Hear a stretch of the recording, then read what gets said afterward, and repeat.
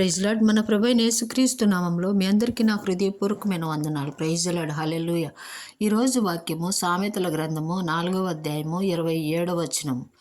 నీవు కుడి తట్టుకైనను ఎడమ తట్టుకైనను తిరగకుము, నీ పాదములు కీడునకు దూరముగా తొలగించుకొనుము.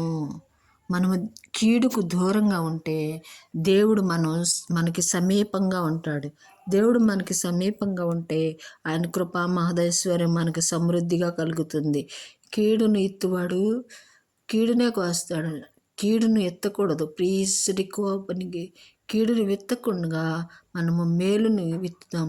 దేవుని వాక్యాన్ని విత్తుతూ విస్తారమైన పంటను కోయదుముగాక. Praise Lord. హల్లెలూయా. ఆయన కృపలో ఆయన అడుగు జాడలు నడుచుకుంటూ విస్తారమైన పని భారమును మన మీద పెట్టుకొని దేవుని వాక్యాన్ని విత్తుకుంటూ మన జీవితాంతము అంతవరకు మనము దేవుని వాక్యాన్ని విత్తుకుంటూ ఆయన కృపలో మనం ముందుకు సాగుదాం గాక. Praise Lord. హల్లెలూయా. అట్టి కృప దేవుడు మనకు అనుగ్రహించును గాక. ఆమేన్.